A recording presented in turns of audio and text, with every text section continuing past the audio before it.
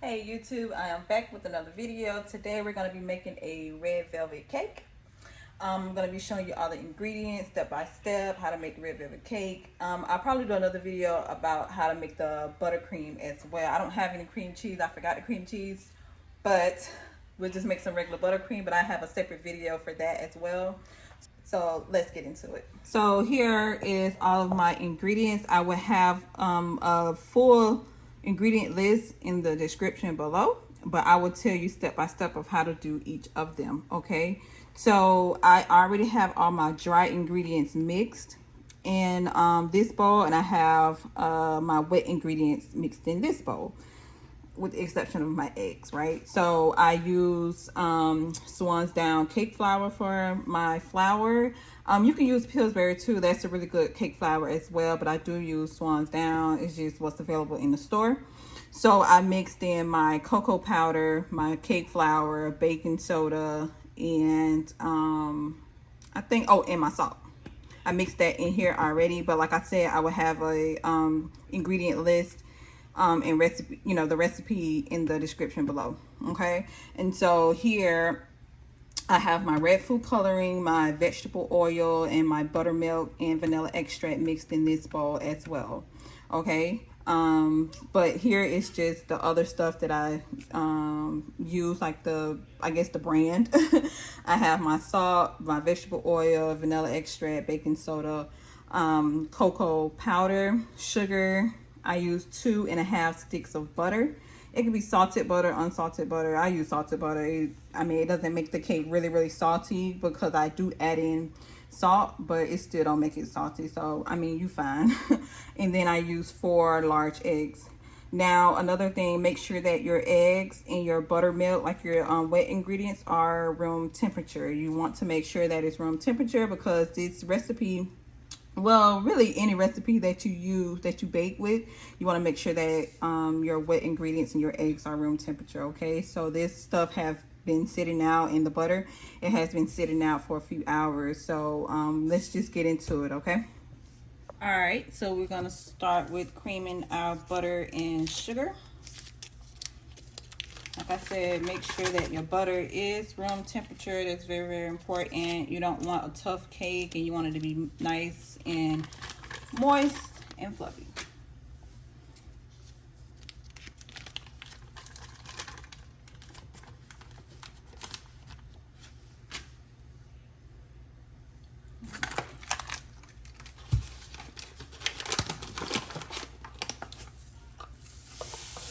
So, oh my God.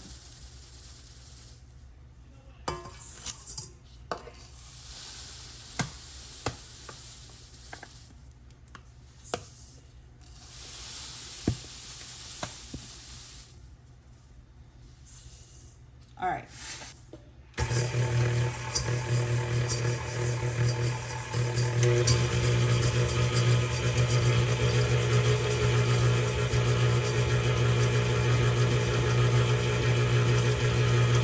So now that our eggs, Lord Jesus, butter and sugar cream together to give you like a white color.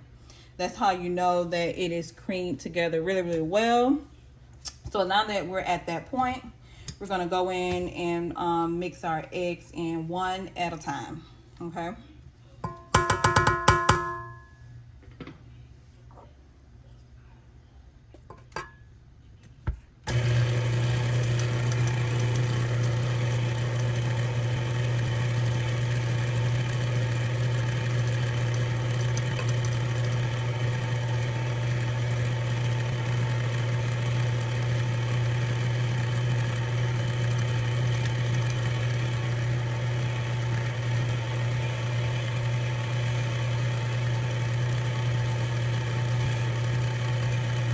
Now we're gonna alternate between our wet ingredients and our dry ingredients, and we're gonna start with the dry and end with the dry. Okay. I did want to mention that I know a lot of red velvet recipes include vinegar, right? I don't put vinegar in my wet batter And that's because this recipe doesn't call for it, right? So the purpose of vinegar is just to make sure that when the cake bakes in the oven, it keeps its bright red color. That's the only sole purpose of the vinegar. It doesn't change like the texture of the cake or anything like that. It doesn't have to do with the texture. It has to do with the color. But this recipe just doesn't call for it. And the cake is still really moist and still really rich without the vinegar. If I know some people just like, I like my red velvet cake to be bright red. If it's not bright red, I won't eat it. Well, to be honest with you, that's just a mind thing. It's not, because I've had red velvet cakes that are really bright red and it's really dry. So I don't think that the adding the vinegar really matters. If your particular recipe doesn't call for it, it just doesn't call for it. But some people eat a blue velvet cake. So if the color really mattered, I don't know. But like I said, if you eat blue velvet cake and it's good, what's the use of saying that you don't eat someone's red velvet cake because it's not a bright red color? That just doesn't make any sense to me. As long as the red velvet cake is really good and really moist, I'm gonna eat it. I don't care if it's a darker red than a bright red. I don't care. As long as the cake doesn't taste like a chocolate cake, I'm fine. So I just wanted to add that little tidbit in there, because I know that's just some people say that, but hey, that's them.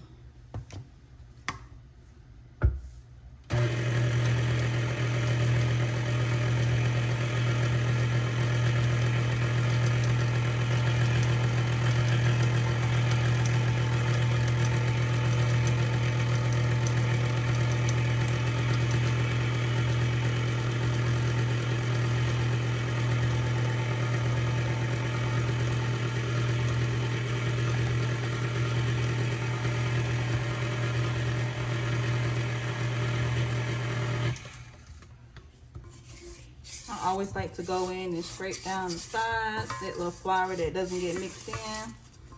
Just like to scrape that down.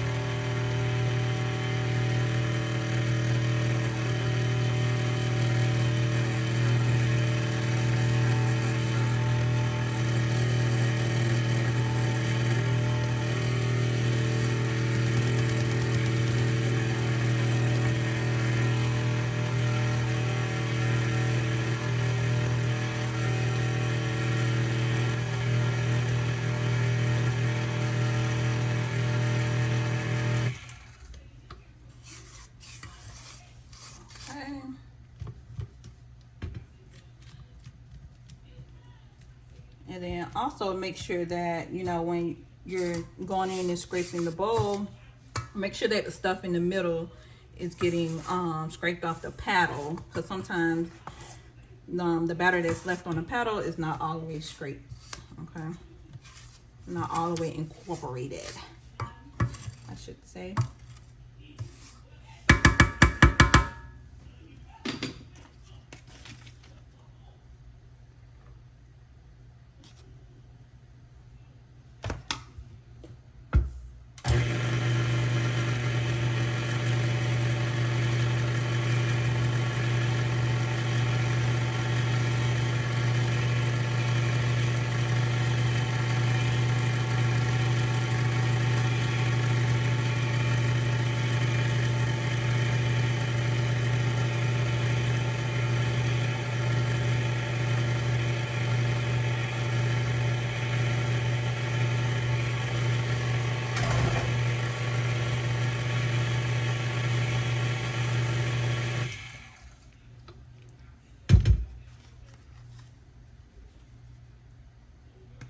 I'm gonna add in our last little bit of flour here.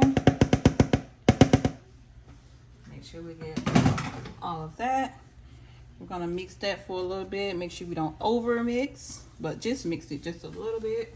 And then I'm going to tell you guys another secret ingredient that a lot of people use in red velvet cakes, but they just won't tell you. Some people tell you, some people don't. But it makes the cake really, really moist. And it enhances the flavor.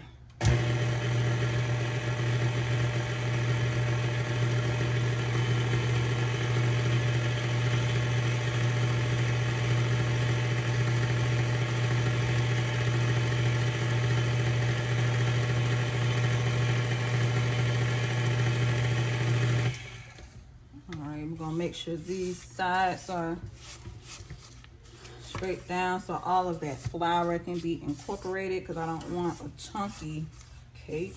Okay. Batter's just not getting mixed in.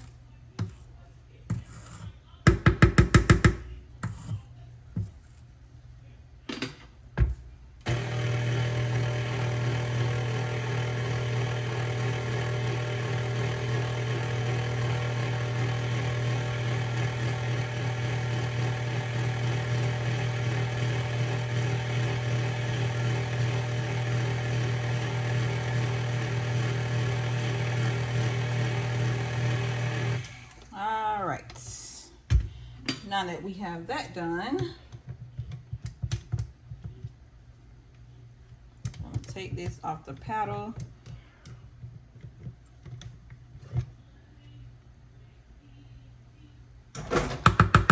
And I'm going to add in a cup, or a little under a cup. Can you see it here? Oh, I'm sorry. I'm going to add in a cup of coffee. Coffee enhances the chocolate flavor. I use it in my chocolate cakes. I use it in my red velvet cakes. It makes it so moist and so good, and it's just, it makes it it gives it like a rich flavor when you're using cocoa powder in your cakes. Okay, so we're gonna put that in there.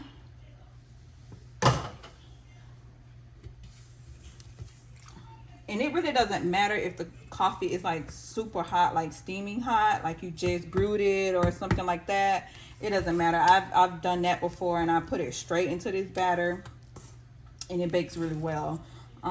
So it doesn't, you know, matter, like, you know, if you guys, because I've had times where I forgot to do the coffee, and I'm like, oh my god, I gotta make some coffee, and then I have to add it in while it's hot. So I mean, it doesn't matter, it bakes well. So we're just gonna kind of fold this coffee in. You don't want to mix it with the paddle, because you don't want to like mistakenly just over mix it. You just want to make sure that coffee is incorporated a little bit in your batter, and it gives you a way too to make sure that everything like at the bottom and stuff is mixed in, because sometimes you have that little chunk at the bottom that's not mixed in really well, and then it gives you. All right, guys, and there you have it, your red velvet cake batter. I'm gonna split this into 3 8-inch pans, and I'm gonna bake it at 325 for about 35 to 45 minutes. No, 35 to 40 minutes. I'm sorry. Or until that toothpick comes out clean. I'm gonna divide this. I don't have a scale. I don't be doing all that. I just do cups, y'all. And I just divide it evenly between the little cups. And there you go. Having a scale means having extra equipment. Nope. I ain't got time for all of that. So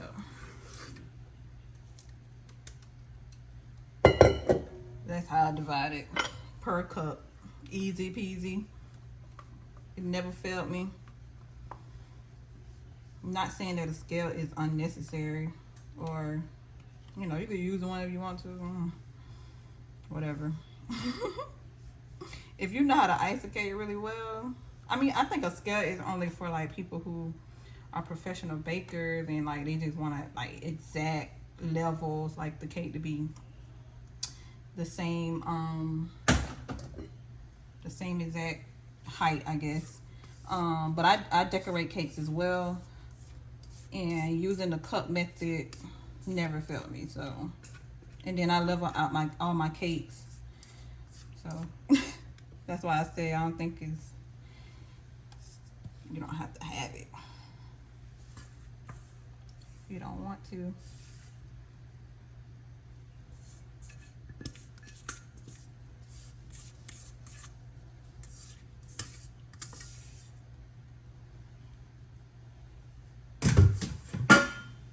Alright, give it a shake, shake, shake.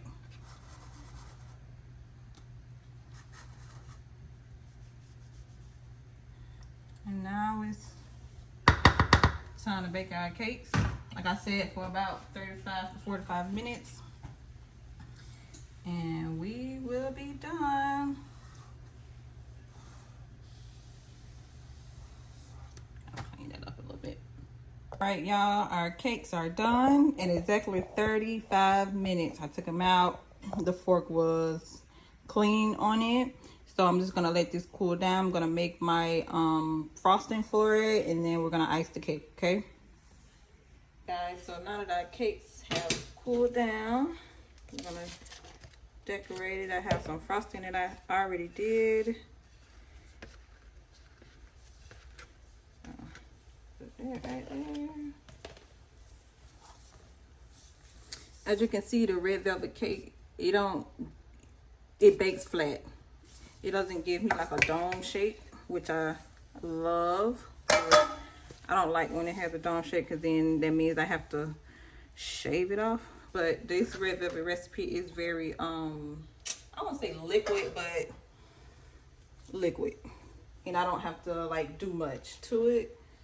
I don't have to shave it off and level it out and anything like that. So it makes it so much easier for you to decorate, especially if you're a beginner or you just, you know, trying out a recipe and you don't want your cake leaning or anything like that. You can, you know, don't have to shave it off. It bakes flat. So I had some yellow icing left over from a previous cake I did, so we're gonna add all of that, and we're gonna put it at the bottom in between the cake, because I don't want the yellow on the other side, on the outside of the cake. So it's just fine.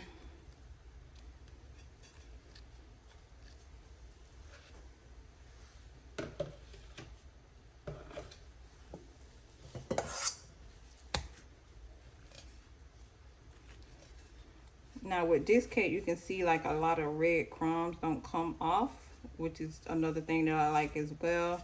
I did not put it in the freezer or anything like that. I just let it cool at room temperature, and it still didn't crumb up. So that's a good sign.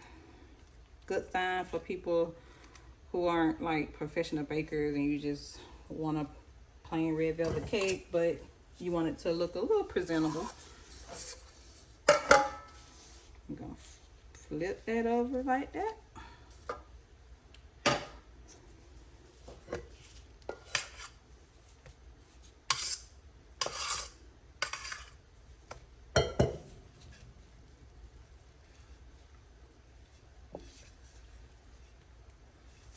Now you can put as much icing on as you want on there, or as little. It's up to you. I don't like a lot of icing, but I do try to put at least some icing on here for other people who want it. But I scrape most of mine off.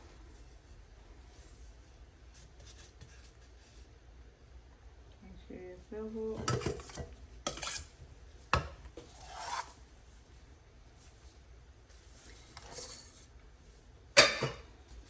Gonna put our final one. Move that off.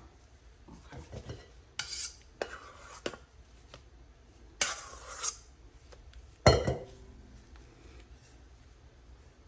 When I worked at a bakery and I had to teach one of the clerks how to ice a cake, and I told her ice a cake like you're making a peanut butter and jelly sandwich.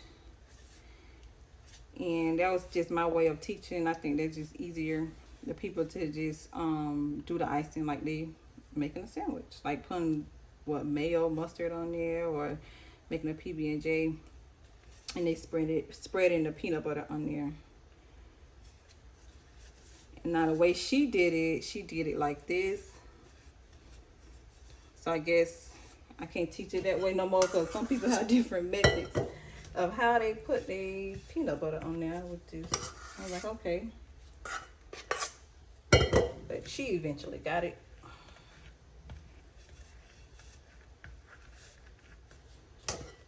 Also too, if you have piping bags and you don't want to do it this way, you can put your icing in a piping bag, because this way it takes a lot of arm work and your arm will start hurting, trust me.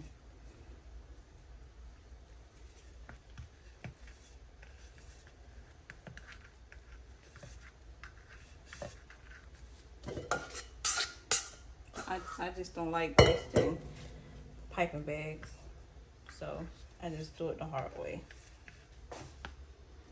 All right, want to take your bench scraper and just smooth out your sides. Let's see.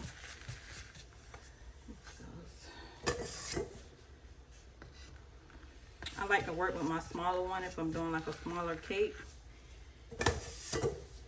I have a taller one, like, you know, the same as this, but. All right, this is the final product.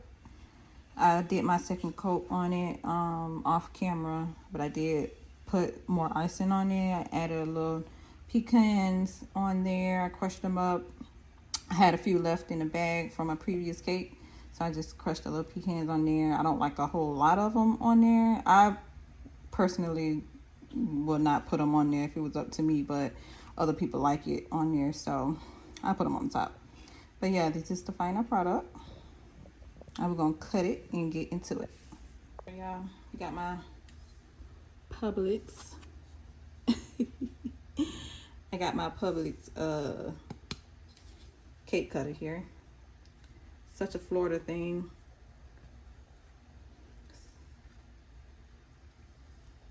Let's see.